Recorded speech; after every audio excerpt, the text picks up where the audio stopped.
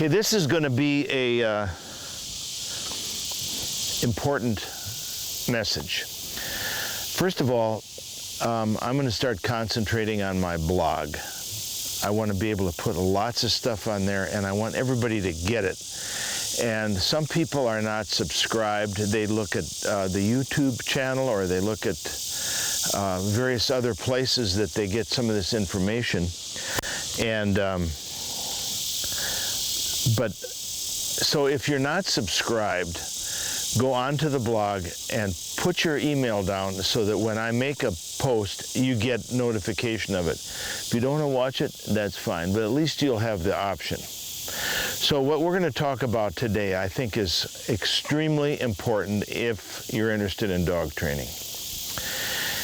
What do you do if you find out you have a problem that's pretty much of a problem? So what could that mean? Maybe it means that you've been working on fetch and the dog's not fetching very well. Maybe it means that you're working on hold and your dog isn't holding. Every time you say hold, the dog drops a bumper.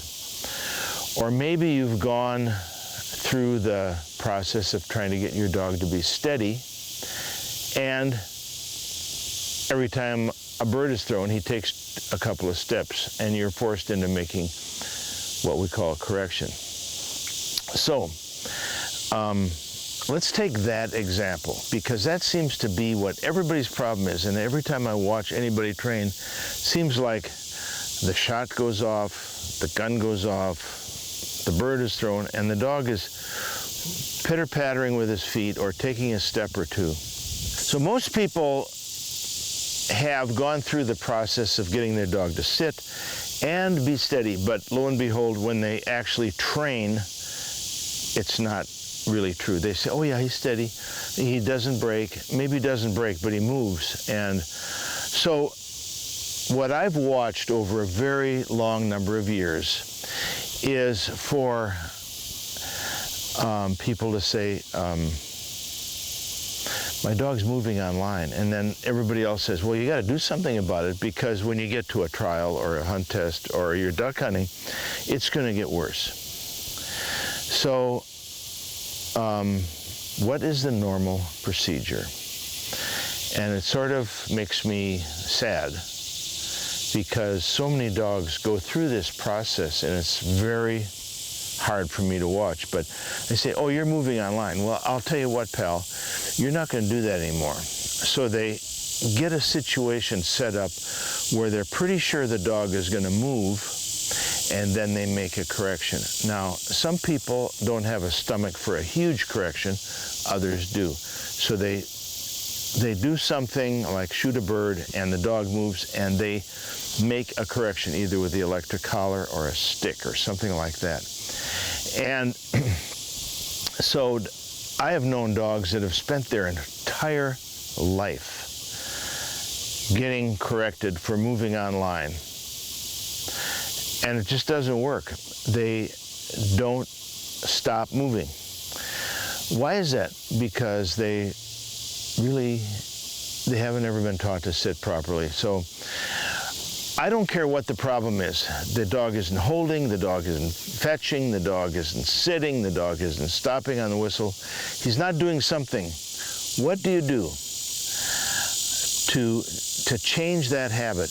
And I'm probably going to have to make 2 or 3 episodes of this, because this is a big problem.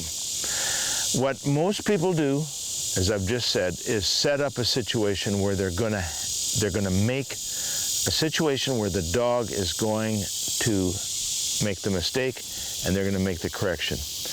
But what I'd like to suggest is a different approach. An approach that not only is going to make you happier as a trainer and as a person, but also is going to be far more effective. So step 1 is stop. Stop trying to correct a problem that is getting worse and worse, and instead go back to the beginning. Now let's take the example of moving online. To me, that tells me the process of teaching the dog to sit with distractions was not completed well enough in the beginning. So what we're going to do is say, okay, stop the music. We have a problem. We're not going to set it up to make the dog continue to make the mistake so we can make this huge correction, and maybe that'll stop it. What we're going to do is say, okay, we have a problem. What we're going to do is teach the dog from the beginning to sit. So in my method of training, that would be the traffic cop. So we're going to take a dog like this, and we're going to imagine that he is moving online a little bit. Maybe he's not even moving forward. Maybe he's standing up. Maybe he's moving his feet a little bit. Maybe he's getting up like this, like he's going to go, because he's on the edge of his chair. He thinks the first whisper of anything, he's gone. What we want to do is teach a dog to say, hey, I saw what went down. You tell me when I can go. So, Awesome Buck is pretty steady. But we're going to make believe that he moves online, and maybe this will have to be episode 1 of 2 or 3, but what we're going to do, instead of set up a situation where he's going to move, we're going to say, we're going to pretend he's never had one lesson in the subject.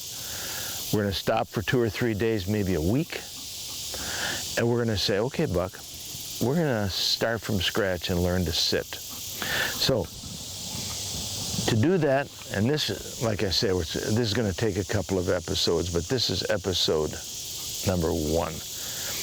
Remember, sign up for my blog, because this is going to be important material, and I'm going to follow through on this, because plenty of dogs move online, and it's sad how many dogs get this constant correction, either with a stick or with the electric collar or some other way of dealing with it. So step 1 would be the beginning of Traffic Cop, which is getting a dog revved up. We want to work on the fetch command. Fetch, good. Okay. So now we've got this dog revved up. Fetch. Good. Sit. So now the dog is sitting, your dog. And now we begin the process of reinforcing the sit command. Sit. This is all outlined in the Traffic Cop DVD, and I'm not trying to sell a product, but you've got to get this. If you understand this, your dog will never move online. You'll never move a toenail if you do it right. Sit. I am reinforcing a command the dog knows, which is sit. I'm going to take a bumper. Sit.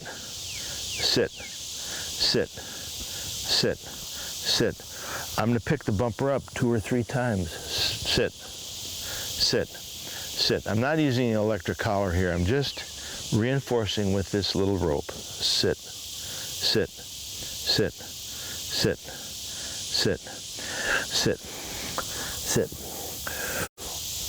When the dog looks at me, then I'm going to let him fetch. If he stares at the bumper like, I want that because that's what I want, I'm going to say, no, why don't you check in and see what I want? Because I'm running this charade here, and the way for you to get what you want is to pay attention to what I want. So when I keep dropping this bumper, sit, I'm going to wait for him, fetch, to look at me, and then he can fetch. And that's what this lesson is good. Hold, sit. So in our next episode, if you'll bear with me, because I think this is very important, I'm going to follow the steps to get this situated where this dog is not going to move until he hears instructions from me. It's not like, oh, this is what I want. It's like, what do you want? Because I know if I do what you want, then I get what I want. So please go to billhillmann.net and put your name in there and get me a chance to give this information to you. I want you to know how to make your dog motionless online.